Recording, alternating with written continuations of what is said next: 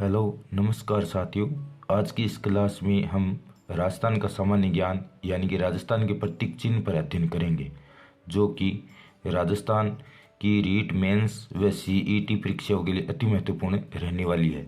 इसके अलावा राजस्थान के सभी कंपटीशन हेतु भी यह क्लास इम्पोर्टेंट रहेगी। तो साथियों, हमने राजस्थान के युवाओं के लिए हमारे टेलीग्राम चैनल पर राजस्थान जीके से संबंधित प्रत्येक बिंदु पर टेस्ट सीरीज प्रारंभ कर रखी है। तो राजस्थान जीके के बिंदु वाइज टेस्ट सीरीज से जुड़ने के लिए हमारे टेलीग्राम चैनल से जुड़े। साथियों, टेलीग्राम चैनल से जुड़ने के लिए इस वीडियो क्लास के डिस्क्रिप्शन में जाकर टेलीग्राम लिंक पर क्लिक करके और आप टेलीग्राम चैनल ज्वाइन कर सकते हैं। तो साथियों, राजस्थान के प्रतीक चिन्ह, इसका पहला प्रश्न, खेजड़ी को राज्य वृक्ष का दर्जा कब दिया गया?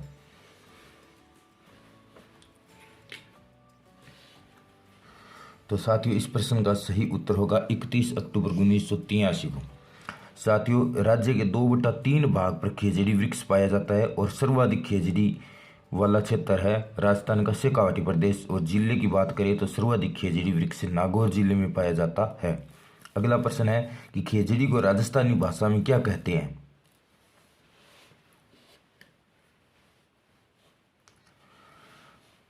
तो खेजड़ी को राजस्थानी भाषा में शिमलो कहते हैं। खेजड़ी के बहुत सारे उपनाम हैं, जैसे खेजड़ी को राजस्थान का गौरव कहते हैं, इसे सिमी वृक्ष बोलते हैं, इसे थार का कल्प वृक्ष, राजस्थान का कल्प वृक्ष, पंजाबी और हरियाणी भाषा में जानटी और सिंधी भाषा में छोकड़ो कहते हैं। अगला प्रश्न है साथियों कि निम्न में से किस लोक देवता का थान खेजड़ी के नीचे नहीं होता? तो साथियों, लोक देवता मलिनाथ जी का थान है, ये खेजड़ी वृक्ष के नीचे नहीं होता। खेजड़ी वृक्ष के नीचे गोगा जी, केसरिया कुंवर जी और झुंझार जी के थान होते हैं। खेजड़ी को नुकसान पहुंचाने वाला कीड़ा है सेलेस्ट्रेना और कवक है गाइकोट्रमा। अगला प्रश्न है कि खेजड़ी किस वंश का आराध्य वृक्ष है? तो साथियों, खेजड़ी वृक्ष है ये परमार वंश और तोमर वंश का आराध्य वृक्ष है। और खेजड़ी वृक्ष पर राज्य सरकार ने 5 जून 1988 को 60 पैसे का डाक टिकट जारी किया था। अगला प्रश्न है कि खेजड़ी वृक्ष बचाने हेतु सन 1991 में कौन सा अभियान चलाया गया? तो खेजड़ी वृक्ष बचाने हेतु ऑपरेशन खेजड़ा कार्यक्रम 1991 में चलाया गया। थार शोभा ये खेजड़ी की कांटे रहित किस्म होती है और केंद्रीय शुष्क बागवानी संस्थान यानी बीकानेर द्वारा विकसित की गई है थार शोभा। अगला प्रश्न है साथियों कि खेजड़ी वृक्ष बचाने हेतु पहला बलिदान किसने दिया? तो इस प्रश्न का उत्तर होगा कर्मा व गोरा। साथियों, पहला बलिदान 1604 ईस्वी में रामासानी गांव जोधपुर में कर्मा व गोरा ने दिया था और दूसरा बलिदान 1700 ईस्वी में बुचोजी नामक व्यक्ति ने दिया था, जो पोलावास गांव नागौर का रहने वाला था। अगला प्रश्न है कि 28 अगस्त 1730 ईस्वी को जोधपुर के खेजड़ली गांव में इमरता देवी विश्नोई के नेतृत्व में कुल कितने लोग खेजड़ी वृक्ष बचाने हेतु शहीद हुए?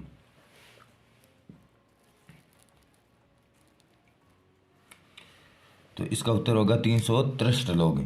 इस समय जोधपुर का शासक अभय सिंह था और यह घटना घटित हुई गिरधर आसिया के नेतृत्व में।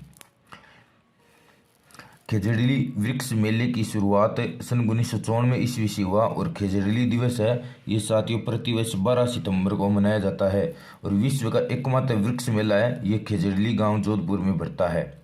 अगला प्रश्न है, पेड़ वाले बाबा के नाम से प्रसिद्ध है जो भिवाड़ी के निवासी है। तो पेड़ वाले बाबा के नाम से कौन प्रसिद्ध है? तो साथियों, पेड़ वाले बाबा के नाम से प्रसिद्ध है काकापुरी। साथियों, खेजड़ी वृक्ष का वानस्पति का नाम है प्रोसोपिस सिनेरेरिया। अगला प्रश्न है कि राज्य पुष्प रोहिड़ा को कहते हैं। तो जो राजस्थान का राज्य पुष्प रोहिड़ा है वो मरुस्थल का सागवान, मरुटीक और राजस्थान के मरुशोभा नाम से जाना जाता है। राज्य पुष्प रोहिड़ा का वानस्पतिक नाम है टिकोमिला अंडुलेटा। अगला प्रश्न है कि रोहिड़ा को राज्य पुष्प का दर्जा कब दिया गया? तो राजस्थान का राज्य वृक्ष राज्य पुष्प है। राजस्थान का राज्य पुष्प रोहिड़ा, इसे राज्य पुष्प का दर्जा 31 अक्टूबर 1983 को दिया गया। रोहिड़ा को जोधपुर में मारवाड़ टीक कहते हैं और सर्वाधिक रोहिड़ा वृक्ष है। ये पश्चिमी राजस्थान में पाया जाता है और इसे सर्वाधिक नुकसान पहुंचाने वाला जो चूहा है वो है जरवील। जरवील नामक चूहा है वो रोहिड़ा को सर्वाधिक नुकसान पहुंचाता है। अगला प्रश्न है साथियों कि राज्य पशु चिंकारा का वैज्ञानिक नाम क्या है? तो साथियों राज्य पशु चिंकारा है, इसका वैज्ञानिक नाम है गजेला बेनेटी। गजेला बेनेटी। इसे राज्य पशु का दर्जा 1981 में दिया गया था और ये एंटीलोप प्रजाति का जानवर है। यह जो राज्य पशु चिंकारा है ये सर्वाधिक राष्ट्रीय मरु उद्यान, नाहरगढ़ अभ्यारण्य आदि में पाया जाता है। अगला प्रश्न है कि ग्रेट इंडियन बस्टर्ड के नाम से प्रसिद्ध है। तो इस प्रश्न का उत्तर होगा गोडावण। राज्य पक्षी घोषित गोडावण है, इसे राज्य पक्षी घोषित किया गया सन 1981 में और गोडावण के बहुत सारे उपनाम है, जैसे कि इसे गोडावण को सोहन चिड़िया, माल मोरडी और हुकना कहते हैं। अगला प्रश्न है कि राजस्थान में गोडावण सर्वाधिक संख्या में कहाँ पाए जाते हैं? राज्य में सर्वाधिक गोडावण पक्षी है ये मरु उद्यान जैसलमेर, सोंकलिया अजमेर और सोर सनबारा में पाए जाते हैं।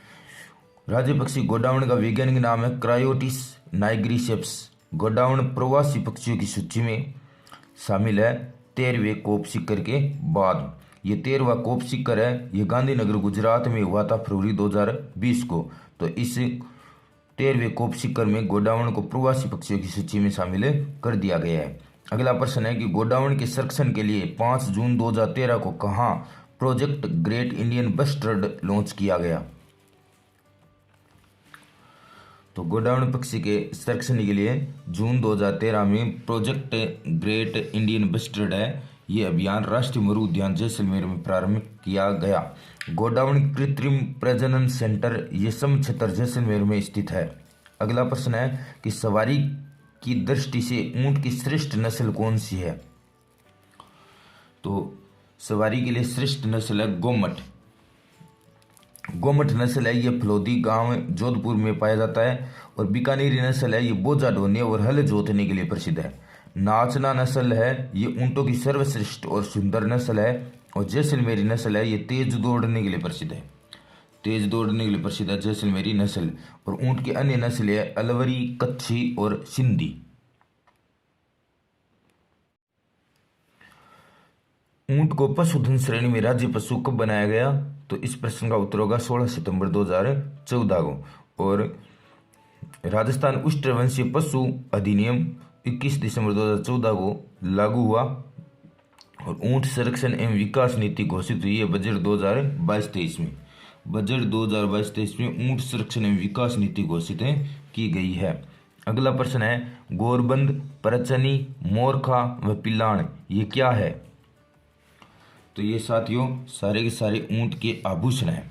गोरबंद गले में पहना जाता है, परचनी पूंछ में, गोडिया टांगों में, तंग और नेवार ये पेट पर, मोरखा मुख पर, काठी अथवा पिलाण ये पीठ पर।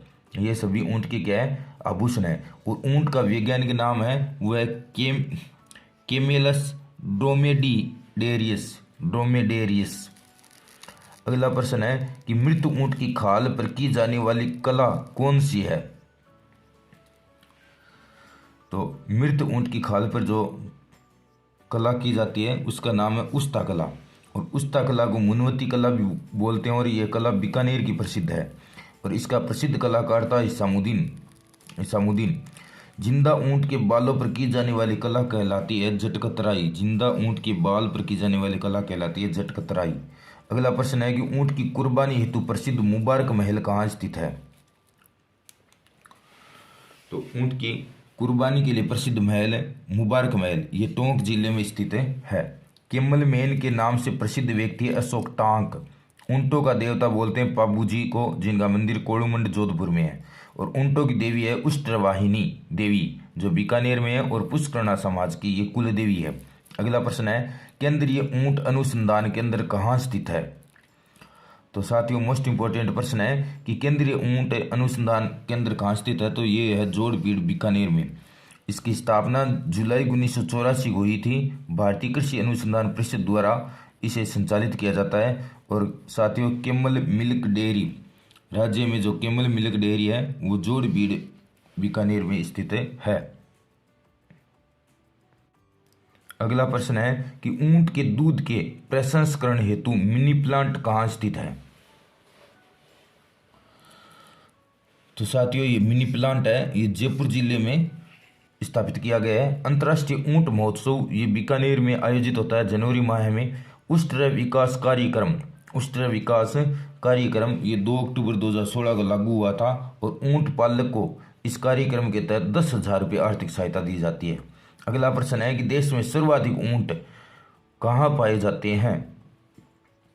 तो देश में सर्वाधिक ऊंट है वो राजस्थान में पाए जाते हैं। देश के लगभग 84% ऊंट राजस्थान में पाए जाते हैं।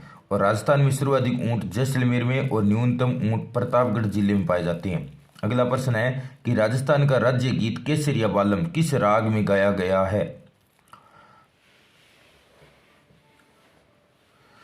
तो राजस्थान का राज्य वृक्ष केसरिया बालम है, ये मांड राग में गाया गया है। और ये एक रजवाड़ी गीत है। इसमें पति की प्रतीक्षा करती हुई एक नारी की विरह व्यथा का वर्णन किया गया है। अगला प्रश्न है कि राज्य गीत केसरिया बालम को सर्वप्रथम किसने गाया था? तो राज्य गीत केसरिया बालम है, इसे सर्वप्रथम उदयपुर की मांगीबाई ने गाया था। और लेकिन जो राजस्थान का राज्य गीत है इसको सर्वाधिक बार अल्लाह जिलाई बाई ने गाया और इसे प्रसिद्धि दिलाई। अगला प्रश्न है, राजस्थान का राज्य नृत्य कौन सा है? तो राजस्थान का नृत्य है वो है घूमर को नृत्यों की आत्मा और लोक नृत्यों का सिरमौर नृत्य कहते हैं।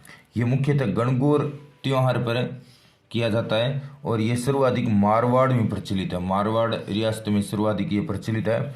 और इस घूमर नृत्य के साथ में ढोल व नगाड़ा वाद्य यंत्रों का प्रयोग किया जाता है। और घूमर नृत्य के 3 प्रकार प्रचलित है। घूमर ये महिलाओं द्वारा किया जाता है, और घुमरिया ये बालिकाओं द्वारा किया जाता है, और लूर ये ग्रास्य जनजाति की महिलाओं द्वारा किया जाता है। और अगला है साथियों, राजस्थान की राजधानी जयपुर, राजस्थान दिवस 30 मार्च, राज्य वाद्य यंत्र अलगोजा, राज्य खेल बास्केटबॉल और राज्य कवि सूर्यमल मिश्रण। तो साथियों प्रतीक चिन्ह वाली ये क्लास यही समाप्त होती है।